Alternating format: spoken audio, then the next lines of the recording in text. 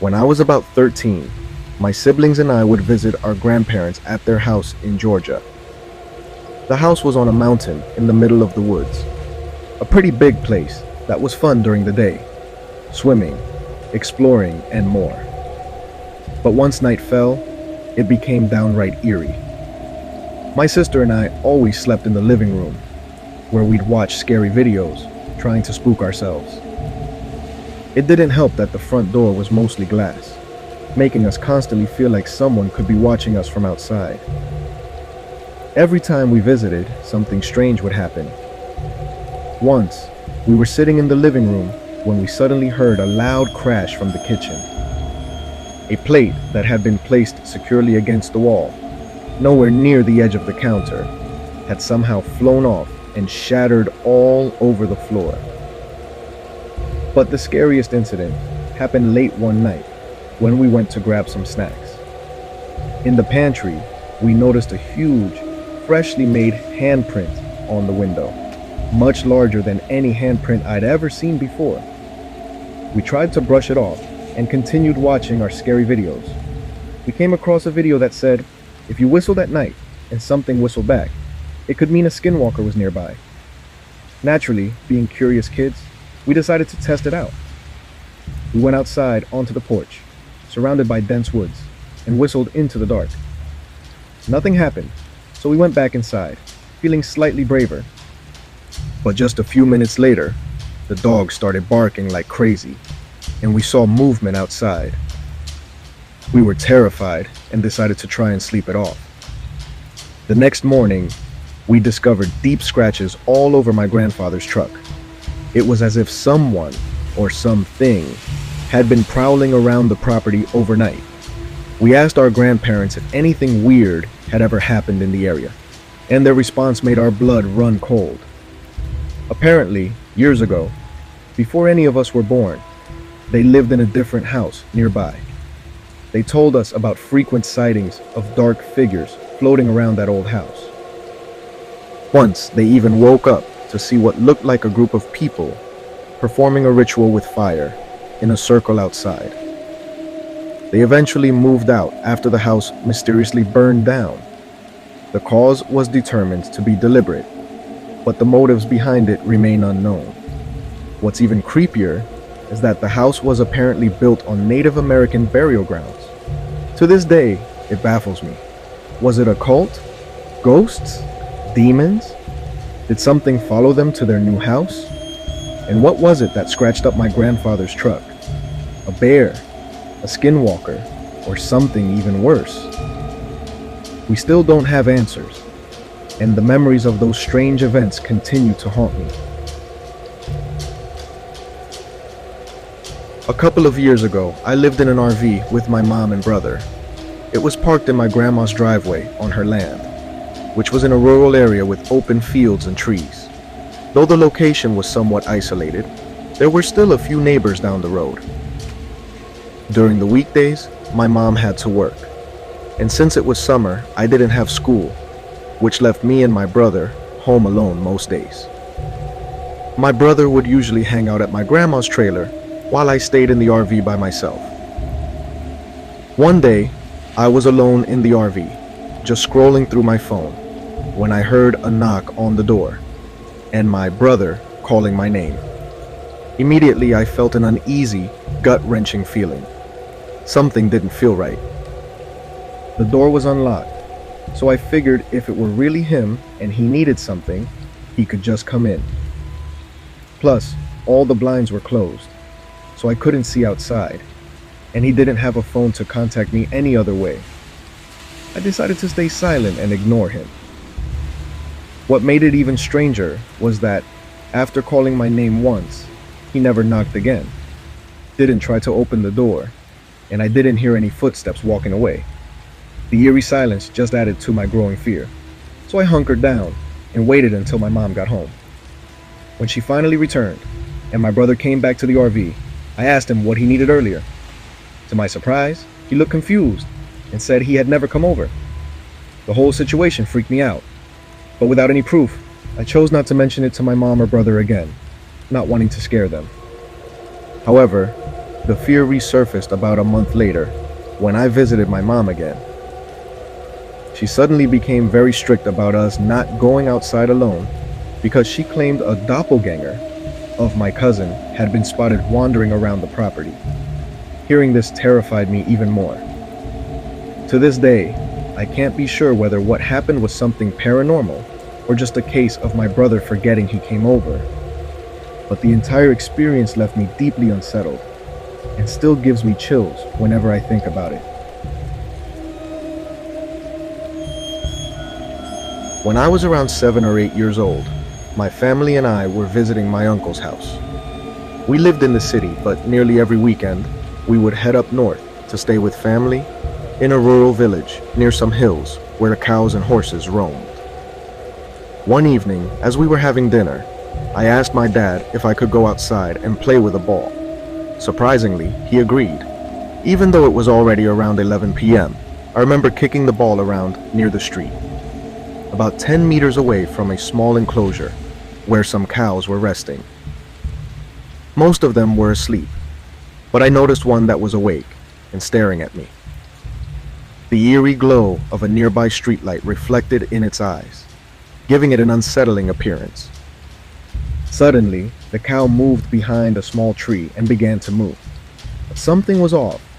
Its mooing grew increasingly distorted, almost as if it had a throat problem. Curious but confused, I tried to get a better look at it. When I glanced back, I noticed something bizarre. The cow's head looked strangely deformed. Before I could fully process what I was seeing, the cow began to rise up on two legs. Terrified, I turned and sprinted back into the house, sobbing and struggling to form words. My dad rushed over to calm me down. After I managed to explain what I'd seen, he decided to check it out himself. We walked back to the street, and to his relief, the cow was back on all fours, calmly eating grass as if nothing had happened. My dad reassured me that it was just my imagination and led me back inside. But as we walked away, I couldn't shake the feeling of dread. I glanced back at the cow, and it was staring at me again, its eyes fixed on mine, almost as if it knew what I had witnessed. Now that I'm older, I still can't fully explain what happened that night. Even though I continue to visit my family up north, there's always a lingering sense of unease whenever I'm near that area. The memory of that cow, if it even was just a cow, still sends chills down my spine. I live in a small country town in Australia. To paint a picture, our town sits atop giant hills, surrounded by a lake and dense bushland. To reach the town, you have to cross a bridge that runs parallel to a lake and a massive coal mine power station that our town is well known for. It was a Sunday night around 8 p.m. I had just finished work at a fish and chip shop in a neighboring town. Since it was summer, the sun was still out, and it wouldn't get dark until around 9:30 or 10 p.m. I got into my car and started driving home. As I approached the 4-lane road near the power station, heading toward my town, I noticed a shadow on the right side, running fast along the wire fence of the power station's car park. I immediately slowed down, thinking it might be a kangaroo, as they often dash across the road unexpectedly. But this shadow wasn't a kangaroo. At first, I thought it was a dog. I remember wondering, what is a dog doing all the way out here? But as it got closer, I realized it was running on all fours, almost in a galloping motion, straight toward my car. It then leapt diagonally, crossing the 2 lanes leading out of town and moving directly into the 2 lanes in front of me. That's when I saw it clearly. It wasn't a dog, it was much bigger. The creature had the face and head shape of a dog, but instead of fur, its skin was eerily pale, like human skin. I could see giant blue veins running down its body to its long tail, and every joint in its legs as it moved. It crossed the road right in front of me and effortlessly jumped over the guardrail on the left side of my car as if it was nothing. It felt like time had stopped. All I could hear was the pounding of my heart as I sat there in shock, trying to process what I had just seen. I didn't realize I had come to a complete stop in the middle of the road until the overwhelming dread hit me like a jolt. My blood felt like ice. I immediately locked my doors and slammed on the gas, speeding home. When I got home, I was still trembling as I told my family what had happened. The only way I could describe it was that it looked like the werewolf from Harry Potter. My dad just laughed and joked that I must have been smoking something. To this day, no one believes me, and I haven't heard of anyone else seeing it. Even though it's been years since this happened, I still get terrified walking my dogs down by the lake alone. My dad is from a small village in southern Mexico, deep in the rainforest. It's a very remote, third world type of place, with no internet, no hot water, and people still speaking Mayan.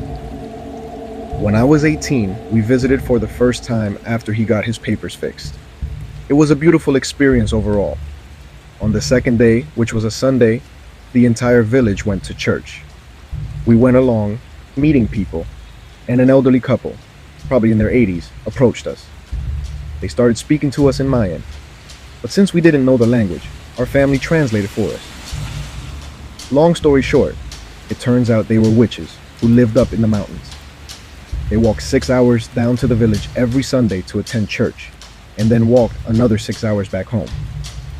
I shrugged it off, and we headed back to my grandma's house. A few hours later, the old couple showed up at her place. My aunt told my dad that he needed to offer them something so they'd leave us alone.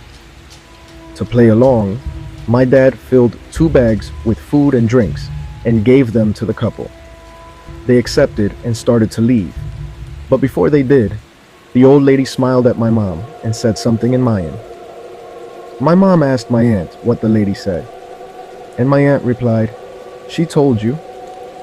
I want to take you home with me and eat you." That was unsettling, but we tried to brush it off, not really knowing what to think.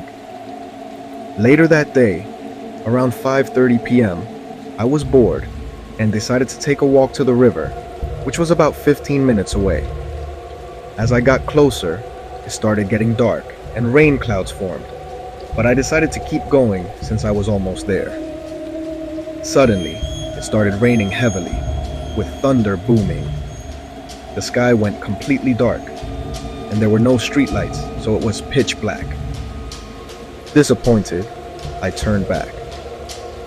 About 5 minutes into my walk, I noticed a silhouette about 40 feet away. It was something on all fours, and I assumed it was our family's dog, which usually followed us. But this dog seemed bigger than usual. I wasn't alarmed until I got closer. As I approached, I saw the silhouette slowly rise from all fours to standing upright. Keep in mind, it was completely dark, so all I could see was the outline of this figure. Strangely, I didn't freak out. I think I was too shocked to react. As we got closer, I could finally make out what it was. It was the old witch lady from earlier that day.